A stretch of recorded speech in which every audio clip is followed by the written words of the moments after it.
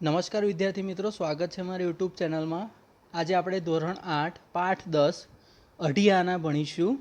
અઢી આના એટલે કે એનો અર્થ થાય છે હાલના લગભગ 15 પૈસા. 15 પૈસા જેને કહી શકાય. એટલે અહીંયા એનું હેડિંગ છે અઢી આના. એના લેખક છે સ્વામી સચ્ચિદાનંદ. એમનો જન્મ 1932ના રોજ થયો હતો. તેઓએ અહીંયા આ લેસનમાં અઢી આનામાં જણાવ્યું છે કે તેઓને વિદ્યાભ્યાસ એટલે કે ભણવા બાબતે, વિદ્યાર્થીઓના અભ્યાસ બાબતે ખૂબ લગની હતી. એટલે તેઓએ પોતાનું ગામ છોડીને સંસ્કૃત ભણવા માટે વૃંદાવન જવાનું નક્કી કરે છે. અને એ વૃંદાવન જવાનું નક્કી કરે છે ને તે આખું જે ચિત્ર છે એ આખું ચિત્ર અહીંયા તેઓએ આ લેસન અઢી આના પાઠમાં આપણને એનું વર્ણન કર્યું છે. તો આપણે જોઈશું. પહેલાં આપણે લેખક સ્વામી સચ્ચિદાનંદનો આપણે થોડોક પરિચય મેળવીશું. તો પાટણ જિલ્લાના સમી તાલુકાનું મુંજપુર ગામ એ સ્વામી સચ્ચિદાનંદનું વતન હતું. હાલ તેઓ પેટલાદ નજીક દંતાલી પાસે ભક્તિ નિકેતન આશ્રમ સ્થાપીને લોક કલ્યાણની અનેક વિધિ પ્રવૃત્તિઓ કરી રહ્યા છે. વિદ્યાર્થી મિત્રો, આપ સબ પરિચિત હશો કે પાટણ જિલ્લાના સમી તાલુકાનું મુંજપુર ગામ એ સ્વામી સચ્ચિદાનંદનું વતન હતું, મૂળ ગામ હતું. પણ હાલ તેઓ પેટલાદ નજીક દંતાલી પાસે ભક્તિ નિકેતન આશ્રમ, આપ સૌ જાણો છો, એ સ્થાપીને લોક કલ્યાણની અનેક વિધિ પ્રવૃત્તિઓ તે કરી રહ્યા છે. તેઓ આપણા આધુનિક યુગના ક્રાંતિકારી વિચારો ધરાવનારા સંન્યાસી છે. બરાબર, તેઓ જે આધુનિક યુગના એટલે કે અત્યારના યુગના જે ક્રાંતિકારી વિચારો છે તેવા વિચારો ધરાવનારા સંન્યાસી એ સ્વામી સચ્ચિદાનંદ છે. બરાબર, તેમણે મારા અનુભવો, વિદેશ યાત્રાના પ્રેરક પ્રસંગો, ધર્મ ચાલો, પછી અભિગમ બદલીએ, છેલ્લી ટ્રેન વગેરે પુસ્તકોમાં સમાજ, રાષ્ટ્ર અને માનવ કલ્યાણના પુરસ્કર્તા આ જીવન ચિંતકના સ્પષ્ટ અને નિડર વિચારો વેધકતાથી અહીંયા તેઓએ રજૂ કર્યા છે. બરાબર, તો અહીંયા આ જે અઢી આના છે એ અઢી આનાનો જે પ્રકાર છે એ અઢી આનાનો પ્રકાર છે આત્મકથા. બરાબર, તો અહીંયા અઢી આના લેસનનો જે પ્રકાર છે એ આત્મકથા છે. તો આ આત્મકથામાં આ અંશમાં વિદ્યાભ્યાસ માટે લેખકની લગની અને તે માટે એમણે કરેલી મથામણ અને વેઠેલી મુશ્કેલીઓ પ્રેરણાદાયી ચિતાર રજૂ કર્યો છે. એટલે કે તેઓએ વિદ્યાભ્યાસ માટે લેખકની લગની જે લગાવ છે તે અને એમણે જે મથામણ કરી છે એ વેઠેલી મુશ્કેલીઓ તેવું અહીંયા પ્રેરણાદાયી એટલે કે વિદ્યાર્થીઓ, આજના વિદ્યાર્થીઓ માટે પ્રેરણાદાયી બને, બરાબર, જાણવા જેવું બને. તેથી એનો આખો ચિતાર એટલે કે આખો વિસ્તાર અહીંયા આ લેસન અઢી આનામાં રજૂ કર્યો છે. જિજ્ઞાસા પ્રેરણા એટલે કે જાણવાની ઈચ્છા, પ્રસંગ કથન એટલે પ્રસંગનું જે કથન કરવામાં આવ્યું છે, વિશ્લેષણ કરવામાં આવ્યું છે, અને સંઘર્ષજન્ય પરિસ્થિતિ એટલે કે સંઘર્ષ, મુશ્કેલીઓની પરિસ્થિતિનું નિરૂપણ રોચક બનાવે છે. એટલે કે અહીંયા રોમાંચક આ ત્રણ જે ટોપિક આપવામાં આવ્યા છે, જિજ્ઞાસા પ્રેરક, પ્રસંગ કથન અને સંઘર્ષજન્ય પરિસ્થિતિ, આ ત્રણેય મુદ્દાઓને અહીંયા આવરી લેવામાં આ લેસનમાં આવ્યા છે. તો હવે આપણે એ લેસન અઢી આના ભણીશું. તો દરેક જણ અઢી આના લેસન ફર્સ્ટ લાઇનથી ધ્યાન આપશે, દરેક વિદ્યાર્થી. તો બાલ્યકાળમાં, ફર્સ્ટ લાઇનથી, બાલ્યકાળમાં મેં પાઠશાળામાં થોડાક શ્લોકો તથા રુદ્ધિ વગેરેનું અધ્યયન કરેલું. એટલે કે જ્યારે એ બાળપણ નાના હતા ત્યારે પાઠશાળામાં થોડાક શ્લોકો તથા થોડાક રુદ્ધિઓનું તેમણે શું કરેલું? અધ્યયન કરેલો. અધ્યયન એટલે કે શિક્ષણ, અભ્યાસ મેળવેલો. અહીંયા રુદ્રી શબ્દ આવ્યો છે વિદ્યાર્થીઓ. રુદ્રી એટલે કે યજુર્વેદના પસંદ કરેલા મંત્રોનો સંગ્રહ. રુદ્રી એટલે યજુર્વેદના જે પસંદ કરેલા જે મંત્રો છે એ મંત્રોનો સંગ્રહ એને રુદ્રી કહેવામાં આવે છે. તેમણે અભ્યાસ કરેલો, પણ વ્યાકરણ વગેરે કશું જાણ્યું નહીં. એટલે કે તેઓએ વ્યાકરણ કે કશું જ એના વિશે સહેજ પણ જાણ્યું ન હતું. તેથી કહે છે કે મને રહીને થયા કરતું હતું કે જો મારે સારી રીતે ધર્મ પ્રસાર કરવો હોય તો સંસ્કૃત વિદ્યા ભણવી જોઈએ. એટલે કે એમના મનમાં ખટક્યા કરતું હતું કે જે એમણે શ્લોકો અને રુદ્રીઓનું તો અધ્યયન કરેલો અભ્યાસ, પણ વ્યાકરણનો અભ્યાસ જે રહી ગયો તે તેમને ખટક્યા કરતું હતું. અને એમણે કહ્યું કે જો મારે સારી રીતે ધર્મ મારો પ્રસાર કરવો હોય તો સંસ્કૃત વિદ્યા ભણવી જોઈએ. મારી 23 વર્ષની ઉંમર થઈ ગઈ હતી. એટલે કે આ લેખક સ્વામી સચ્ચિદાનંદ કહે છે કે મારી 23 વર્ષની ઉંમર થઈ ગઈ હતી અને હું હવે મને પોતાના ભણવા માટે ઘણી મોટી ઉંમર માનતો હતો. એટલે કે હવે હું પોતાને ભણવા માટે બહુ જ ઘણી મોટી ઉંમર થઈ ગઈ હોય એવું હું માનતો હતો.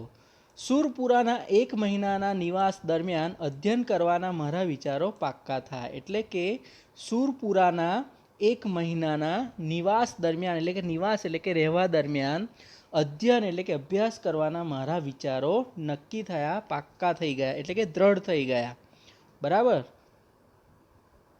મારી ઈચ્છા હતી કે હું 1-2 વર્ષ થોડું વ્યાકરણ શીખી લઉં. એટલે કે મારી ઈચ્છા હતી કે 1-2 વર્ષ હું થોડુંક વ્યાકરણ શીખી લઉં.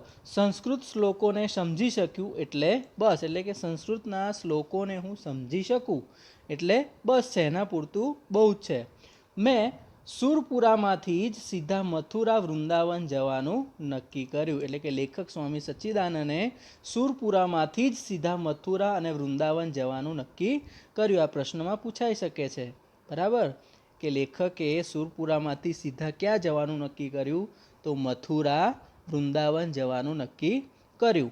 મને વિદાય આપવા આખું ગામ હિલોડે ચડ્યું હતું. એટલે કે મને વિદાય આપવા માટે આખું જે ગામ છે એ આખું ગામ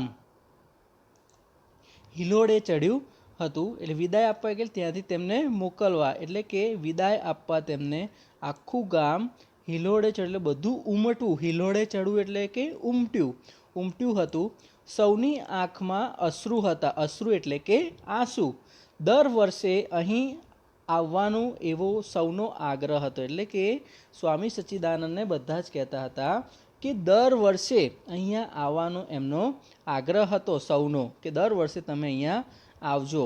ધર્મના નામે અસંખ્ય લોકોએ અસંખ્ય અણગમા ઊભા કર્યા હોવા છતાં આજે પણ જો કોઈ નિસ્પૃહ વ્યક્તિ ગામમાં આવી જાય તો લોકો ભાવ વિભોર થઈ જતા હોય છે. એટલે કે જોઈએ છે કે ધર્મના નામે આજે ઘણા બધા બાબાઓ પાખંડીઓ ઊભા થયા છે અને તેઓએ અસંખ્ય અણગમા ઊભા કર્યા છે. બરાબર, જેમ કે એક્ઝામ્પલ લઈ લઈએ આપણે કે કોઈ એક જણનું આશારામનું એક્ઝામ્પલ લઈ લઈએ. બરાબર, તો એ ધર્મના નામે ઘણા બધા અસંખ્ય એમના નામે અણગમો ઊભા કર્યા હોવા છતાં આજે પણ કોઈ નિસ્પૃહ એટલે કે આશા કે આકાંક્ષા વગરનું જે કોઈ મેળવવા ઈચ્છા ન હોય તેવું વ્યક્તિ પણ જો ગામમાં આવી જાય તો લોકો કેવા થઈ જાય છે? ભાવ વિભોર. ભાવ વિભોરનો અર્થ શું થાય છે?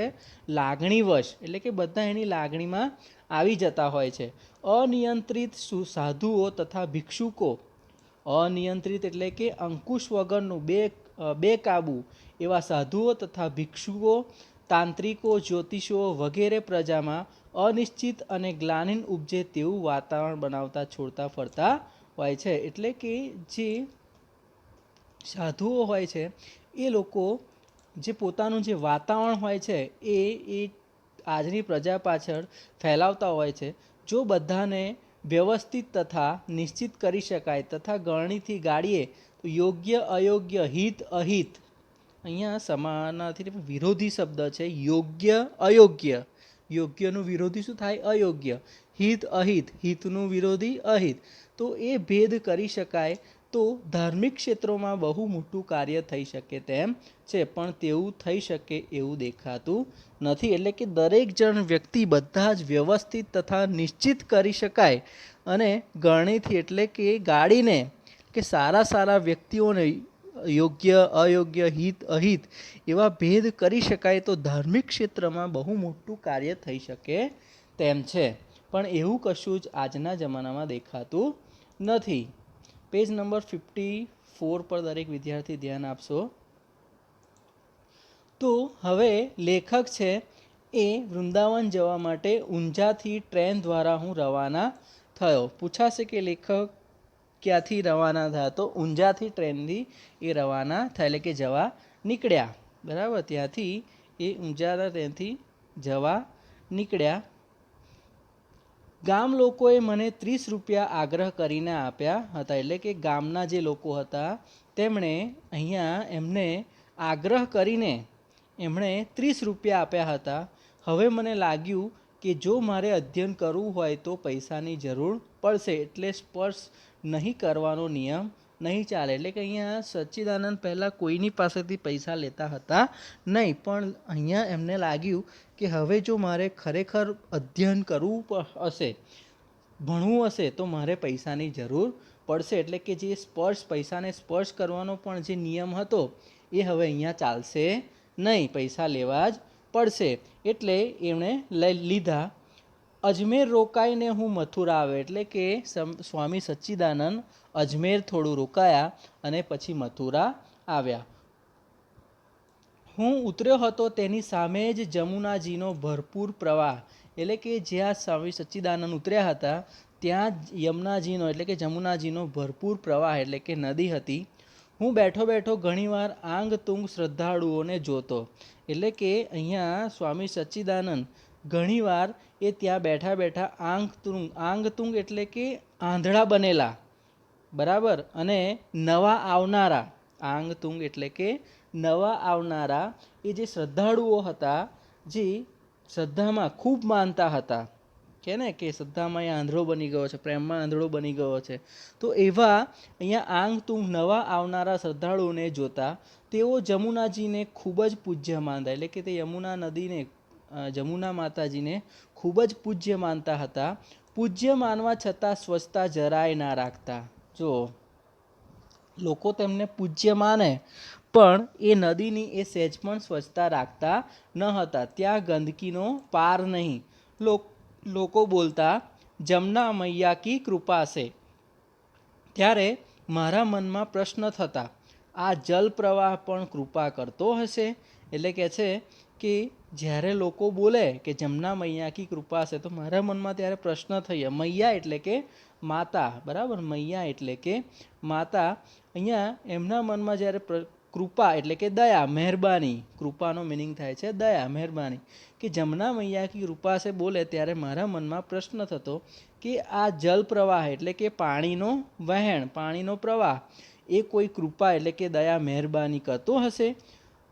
પ્રકૃતિ પૂજનમાં અટવાયેલા માણસોને નથી તો એક બ્રહ્મનિષ્ઠ થતી કે નદી નથી, બ્રહ્મનિષ્ઠ થતી નથી, પ્રાકૃતિક સૌંદર્યની પ્રતીતિ થતી, બસ કર આચમન, માર ડૂબકી, કર ઘોંઘાટ અને ધક્કા મૂકી કરીને નીકળ બહાર.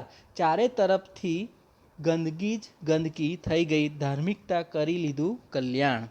કે છે કે પ્રકૃતિ પૂજનમાં અટવાયેલા જે માણસોને નથી તો એક બ્રહ્મનિષ્ઠ થતી કે નથી, પ્રાકૃતિક સૌંદર્યની પ્રતીતિ થતી.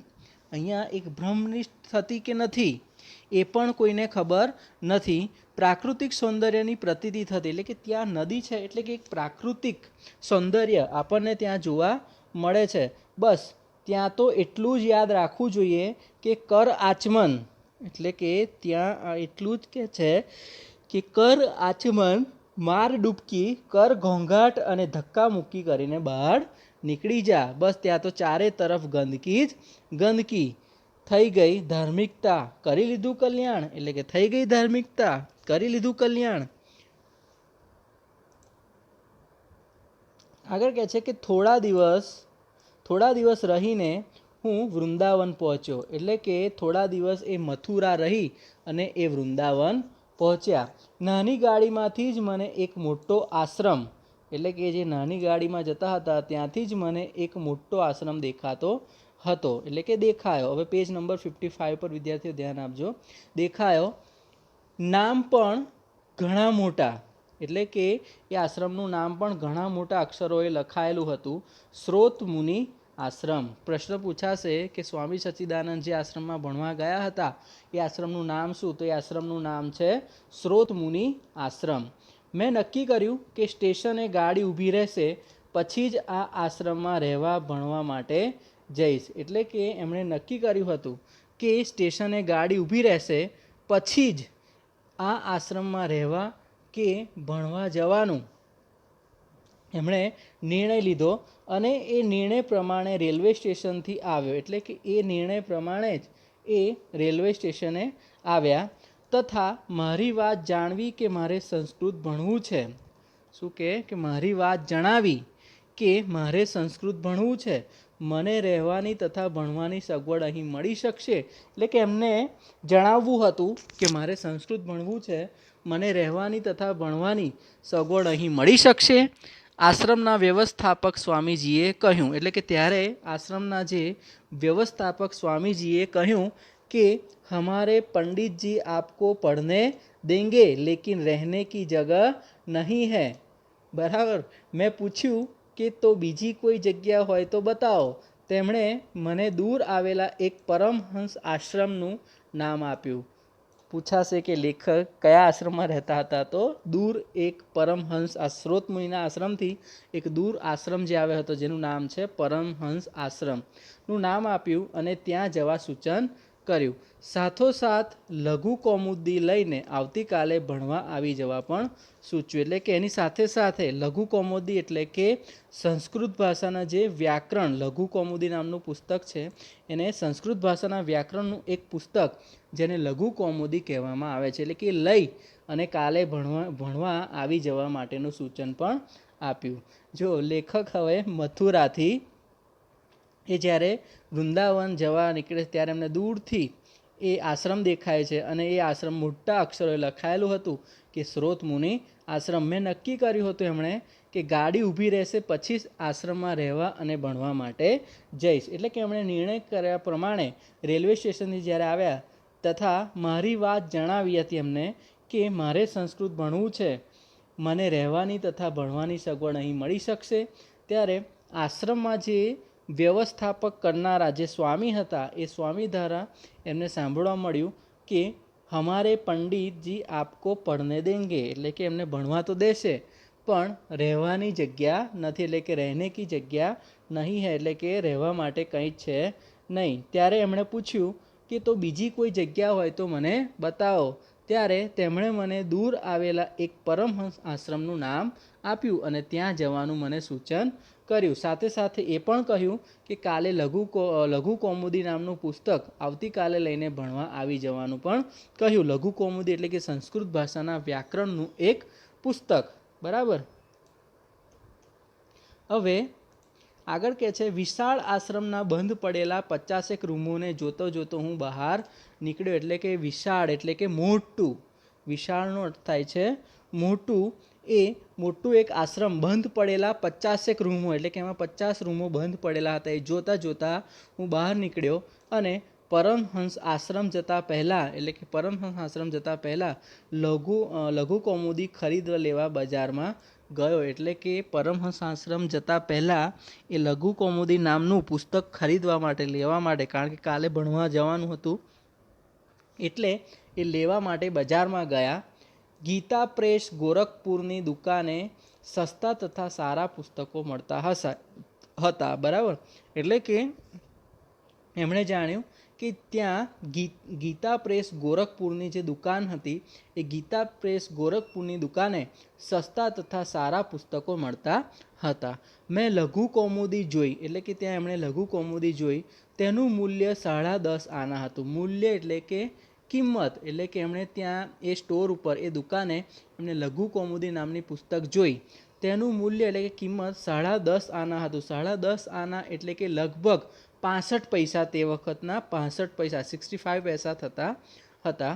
મારી પાસે માત્ર 8 જ આના બચ્યા હતા. હવે જ્યારે સ્વામી સચ્ચિદાનંદ પાસે બસ માત્ર 8 જ આના બચ્યા હતા.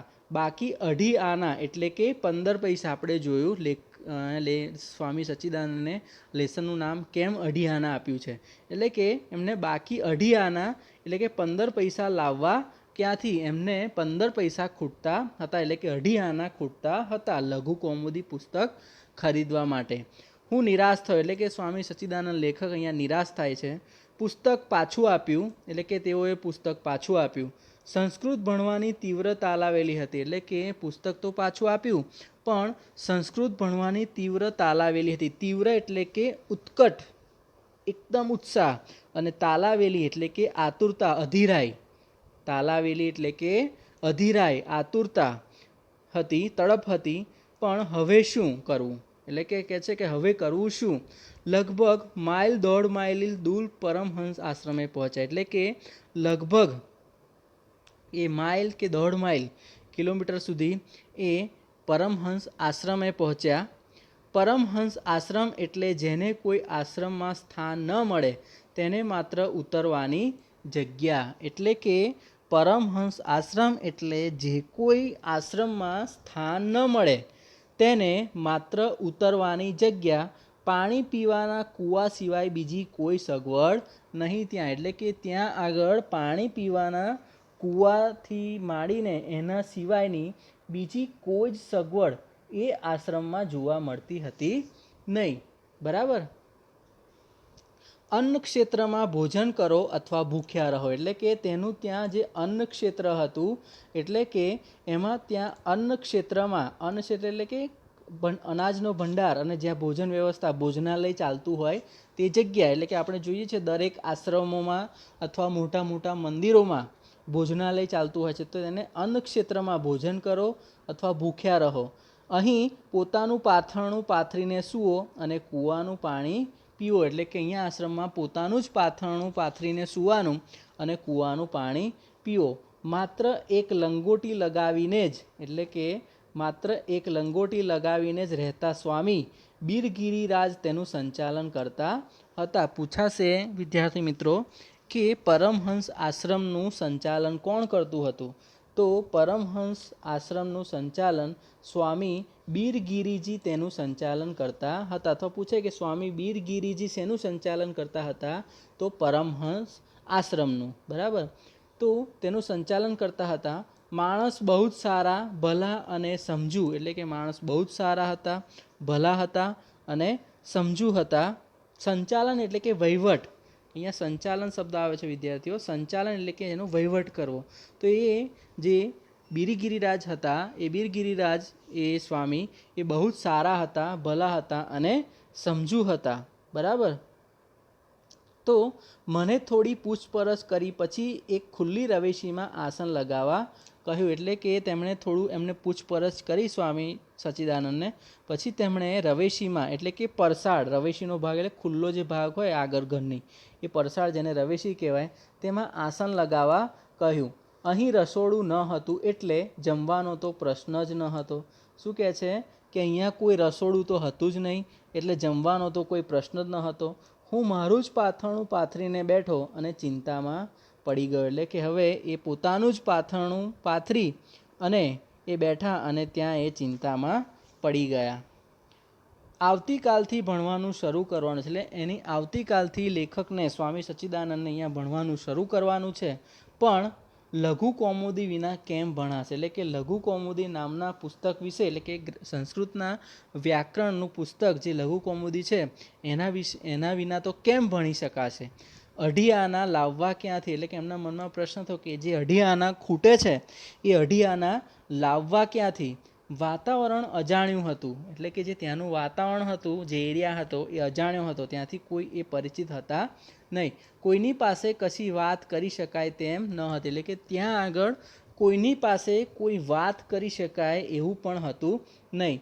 શું કરવું હવે એમને કંઈ ખબર પડી રહી હતી નહીં. કેટલોક સમય ગમગીન રહ્યા પછી ચમકારો થયો, એટલે કેટલોક સમય ગમગીન એટલે કે ઉદાસ, દિલગીર, કેટલોય સમય એ ઉદાસ રહ્યા પછી એમના મનમાં ચમકારો થયો. ચમકારો એટલે કે ઝબકારો થયો.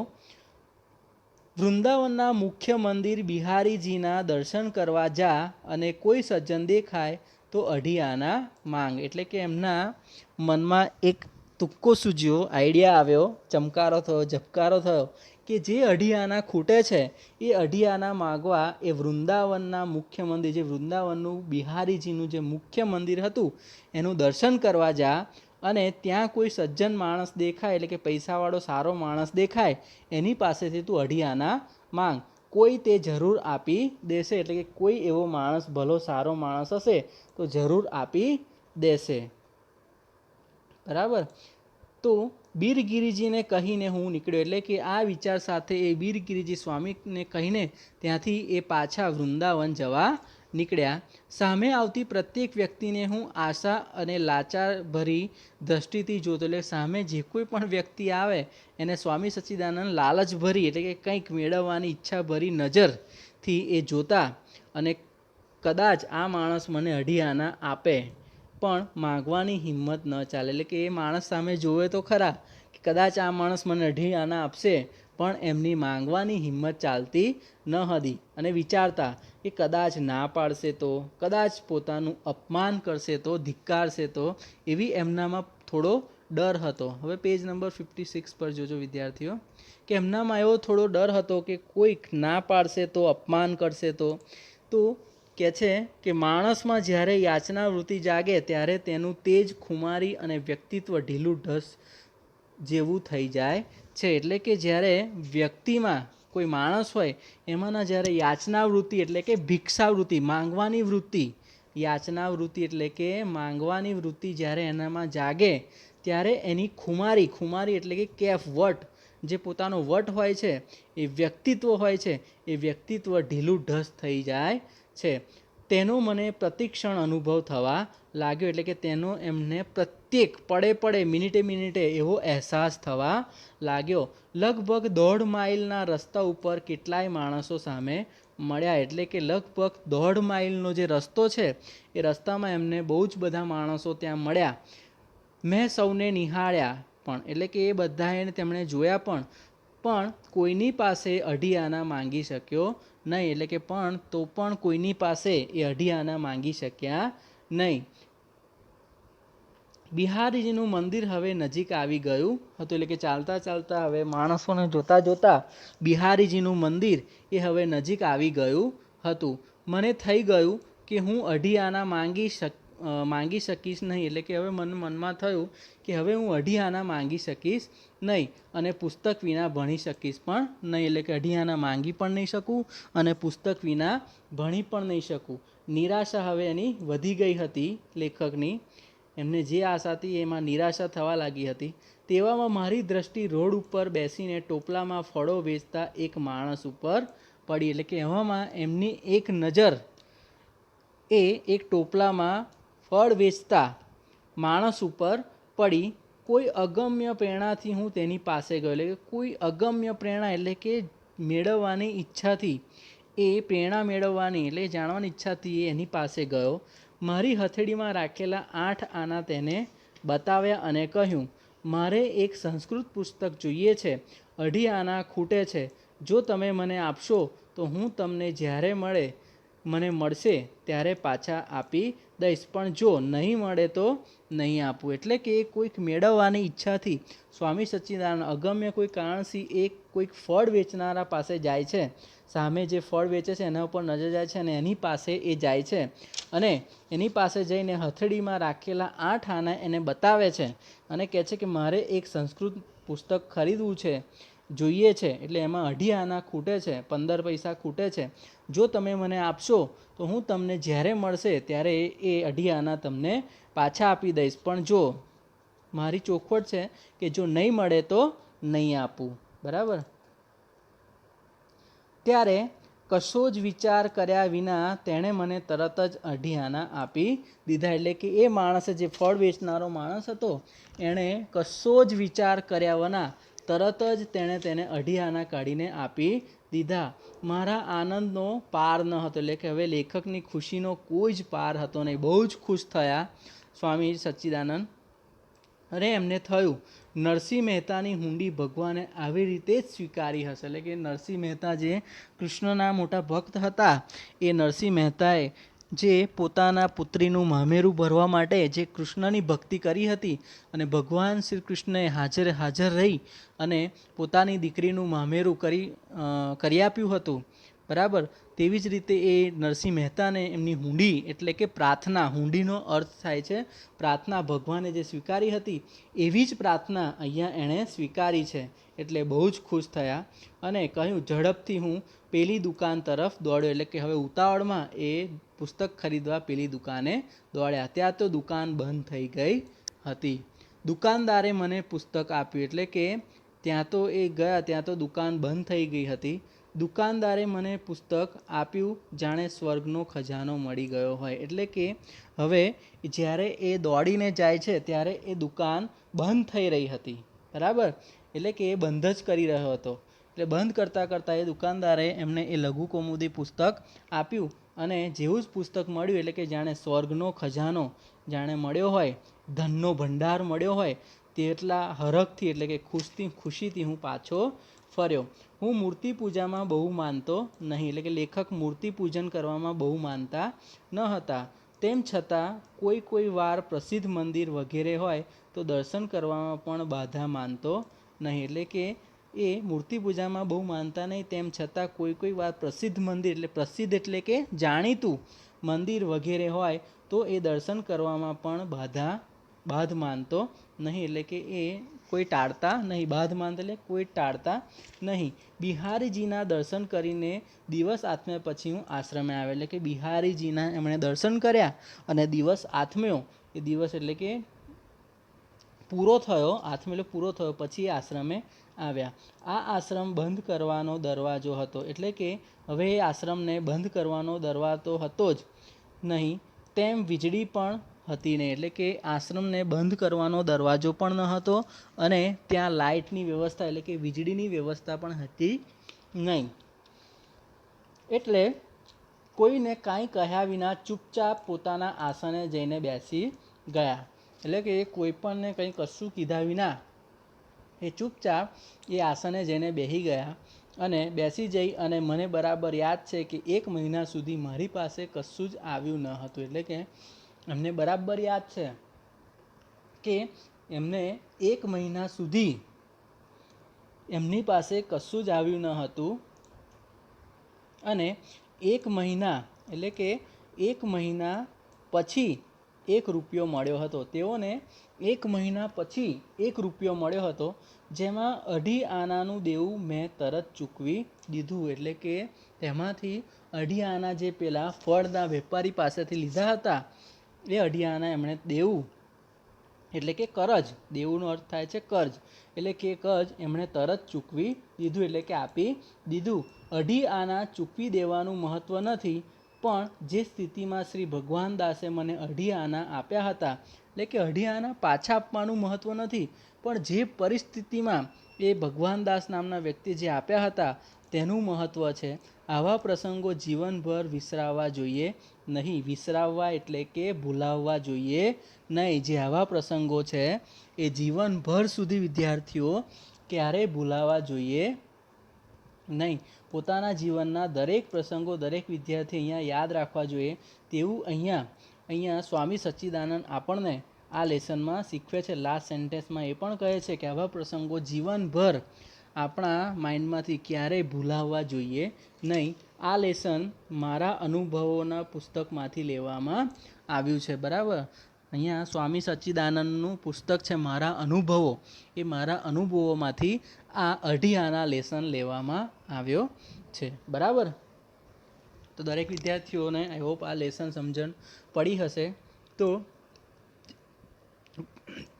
હજી પણ આ લેસન એકવાર દરેક જણ વાંચી જજો ઘરેથી પોતાના પુસ્તકમાંથી અને ફરી બીજી વાર વિડીયો જરૂર જોજો તો સમજણ પડશે. શબ્દ સમજૂતી મેં તમને વિદ્યાર્થીઓ લેસન ચલાવ્યો ત્યારે દરેક શબ્દના અર્થ મેં તમને જણાવ્યા છે, બરાબર. તો આ શબ્દ સમજૂતી દરેક જણ એકવાર એનું રીડિંગ અભ્યાસ કરી જશો અને નોટબુકમાં દરેક જણે આ શબ્દ સમજૂતી ફરજિયાત લખવાની છે, બરાબર. દરેક જણે નોટબુકમાં શબ્દ સમજૂતી લખવાની છે. રૂઢિપ્રયોગ પણ લખવાનો છે 57 પર. જે રૂઢિપ્રયોગો આપ્યા છે એ પણ તમે એકવાર જાણી જશો. હિલોળે ચડવું એટલે કે ભીડ રૂપે એકઠા થવું, ભેગું થવું. તાલાવેલી લગાવી એટલે કે આતુરતા, ચપટી તાલાવેલી. ઢીલા ઢસ થઈ જવું એટલે સાવ ઢીલા થઈ જવું. તો આ રૂઢિપ્રયોગો પણ નોટબુકમાં દરેક વિદ્યાર્થીએ લખવાના રહેશે. બરાબર. ભાષા સસ્તામાં અહીંયા અર્થાલંકાર વિશે આપણે અગાઉ જોઈ ગયા છે કે હવે કેટલાક શબ્દ અલંકાર, એટલે અર્થ અલંકાર તો જોયા, તો હવે કેટલાક શબ્દ અલંકારો વિશે જાણીએ. તો નીચેના વાક્યો વાંચવાના છે. કામિની કોકિલા કેલી કુંજન કરે છે. કાળા કરમનો કાળો મોહન, કાળું એનું કામ. બરાબર. દરેકમાં કોમન શબ્દ કયો જોવા મળે છે? ક, વિદ્યાર્થી. બરાબર. તો ઉપરના બે વાક્યોમાં તમે કઈ વાત નોંધી?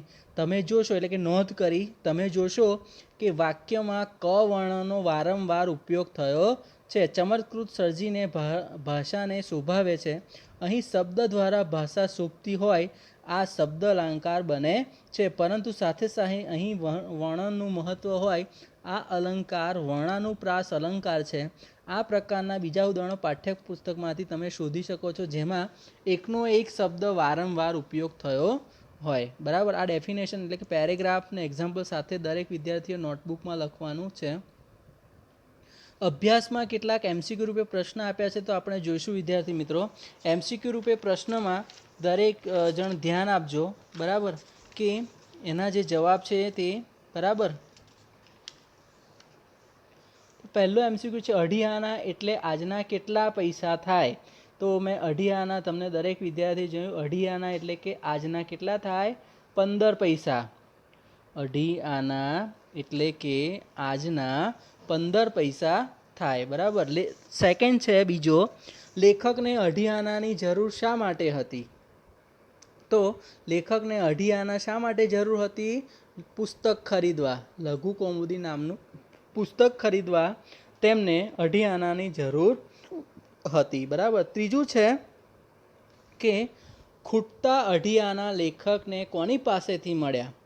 તો ખૂટતા અઢી આના લેખકને, એનો જવાબ છે ફળના ટોપલાવાળા પાસેથી. અઢી આના લેખકને ક્યાંથી મળ્યા હતા? ફળના ટોપલાવાળા પાસેથી. લેખકને કયું પુસ્તક ખરીદવું હતું? તો એનો આન્સર છે ક, લેખકને લઘુ કૌમુદી નામનું પુસ્તક ખરીદવું હતું. બરાબર. એના પછી પેજ નંબર 58 પર 5મા નંબરનો એમસીક્યુ છે, લેખકે અઢી આના ક્યારે પરત કર્યા એટલે કે પાછા આપ્યા? લેખકે અઢી આના ક્યારે પરત કર્યા એટલે કે, તો લેખકે અઢી આના 1 માસ પછી, એટલે કે એનો જવાબ છે ખ, લેખકે અઢી આના 1 માસ પછી પરત કર્યા એટલે કે પાછા આપ્યા. બરાબર. નીચેના પ્રશ્નો એક બે વાક્યમાં ઉત્તર લખો. તો અહીંયા જે એક બે વાક્યમાં પ્રશ્નોના જે જવાબ છે એ દરેક વિદ્યાર્થીઓ જ્યારે અહીંયા તમને વર્કબુક જ્યારે મોકલવામાં આવશે ત્યારે એ વર્કબુકમાંથી દરેક વિદ્યાર્થી એ પોતાના જે કોઈ પણ ક્વેશ્ચન આન્સર જે આપવામાં આવ્યા હશે એ ક્વેશ્ચન આન્સરમાંથી તમારે એના જવાબ લખવાના રહેશે. બરાબર. તે છતાં એની એકવાર આપણે થોડી ચર્ચા હું કરી જાઉં છું, તો દરેક જણ ધ્યાન આપશો. પહેલો છે, માણસમાં યાચના વૃત્તિ જાગે છે ત્યારે તેને કેવા અનુભવ થાય છે? તો માણસમાં જ્યારે યાચના વૃત્તિ જાગે છે ત્યારે એના વ્યક્તિત્વ ઢીલું ઢસ થઈ જાય છે. બરાબર. એનામાં જ્યારે સ્વાભિમાન રહેતું નથી, એ લાલચું બની જાય છે અને તેની ખુમારી અને તેજ છે એ ઝાંખા પડી જાય છે. બરાબર. બીજો છે, લેખક કયો પ્રસંગ ન ભૂલવા સૂચવે છે? હમણાં આપણે લાસ્ટમાં જ્યારે લેસન સમજ્યા ત્યારે આપણે જાણ્યું કે લેખક સંકટ સમયે જે વ્યક્તિ આપણને મદદ કરે, એટલે કે મુશ્કેલીના સમયે આપણને જે વ્યક્તિ મદદ કરે અને એનાથી આપણું કામ સરળ બની જાય, સહેલું બની જાય, એવા પ્રસંગે લેખકને કદી ભૂલવા ન સૂચવે છે. એટલે કે એવા પ્રસંગને ક્યારેય લેખક ન ભૂલવા માટે સૂચવે છે. બરાબર. ત્રીજું છે, સ્વામીજીને રહેવા માટે કયું સ્થળ મળ્યું? સ્વામીજીને રહેવા માટે કયું સ્થળ મળ્યું? તો સ્વામીજીને રહેવા માટે વૃંદાવનમાં આવેલા કયો આશ્રમ? પરમહંસ આશ્રમમાં જગ્યા મળી. બરાબર. તો બાકીના જે સ્વાધ્યાયના પ્રશ્નો છે એ તમને વર્કબુકમાં આપી દેવામાં આવે છે, તો તેમાંથી જોઈને વિદ્યાર્થીઓ લખશો, દરેક વિદ્યાર્થી. એના પછી છે, પુસ્તકાલયની મુલાકાત લઈ ત્યાંના તમારા અનુભવ વર્ણવો. એ લખવાની જરૂર નથી દરેક જણે, એટલે કે સેકન્ડ નંબરનું ક્રોસ કરવાની છે, નથી લખવાની. થર્ડ નંબર, સમાનાર્થી શબ્દો દરેક વિદ્યાર્થીએ નોટબુકમાં લખવાનું છે ટેક્સ્ટબુકમાંથી જોઈને, બરાબર. તો એ સમાનાર્થી જે શબ્દો છે એ સમાનાર્થી શબ્દોમાં પહેલો છે તાલાવેલી. તાલાવેલી શબ્દનો અર્થ થાય છે અધીરાય, તડપ. અશ્રુ એટલે કે આંસુ. ખુમારી, અહીંયા ખુમારી શબ્દ છે તો ખુમારી શબ્દનો અર્થ થાય છે ગર્વ અને સ્વાભિમાન, બરાબર. યાચના, યાચના શબ્દ વિદ્યાર્થીઓ, યાચના એટલે કે ભિક્ષા માંગવી. યાચના શબ્દનો અર્થ શું થાય છે? ભિક્ષા માંગવી, બરાબર. એના પછી છે કેટલાક વિરુદ્ધાર્થી શબ્દો, બરાબર. વિરુદ્ધાર્થી શબ્દો પણ દરેક વિદ્યાર્થીઓ નોટમાં લખવાના છે. હિત, અહિત આપ્યું છે. યોગ્ય તો અયોગ્ય. ધર્મ, અધર્મ. સ્વીકાર, અસ્વીકાર, બરાબર. કેટલાક સમાનાર્થી: યોગ્ય, અયોગ્ય. ધર્મ, અધર્મ. સ્વીકાર, અસ્વીકાર. મંગળ, અમંગળ. વ્યવસ્થા, અવ્યવસ્થા, બરાબર. વ્યવસ્થા, અવ્યવસ્થા. માન તો અપમાન. દરેક મોટે ભાગે જતા દરેક જે શબ્દો છે એમાં આગળ અવશ્ય જોડાયેલો છે, બરાબર. તો આવા જે શબ્દો છે દરેક જણે વર્કબુકમાં, જ્યારે હું મૂકીશ ત્યારે વર્કબુકમાં જોઈને દરેક વિદ્યાર્થીએ આ લખવાનું છે, બરાબર, વિરુદ્ધાર્થી શબ્દ. તો અહીંયા આપણો આજનો આ જે લેસન છે, બરાબર, અઢી આના, તો અઢી આના લેસન અહીંયા આપણે પૂર્ણ કરીએ છીએ 10મો, અને આપણો કોર્સ પણ અહીંયા આ 10મા લેસન સાથે પૂર્ણ થઈ છે. એનું રિવિઝન પણ હવે આપણે નેક્સ્ટ ફર્સ્ટ ચેપ્ટરથી ચાલુ કરીશું, બરાબર. આઈ હોપ તો દરેક વિદ્યાર્થીને આ લેસન સમજણ પડી હશે. ના પડે તો ફરીવાર લેસન જરૂર એકવાર રીડ કરજો, અને જે એક્સરસાઇઝ કરાઈ છે એક્સરસાઇઝ પર ધ્યાન આપજો, બરાબર. ઓકે.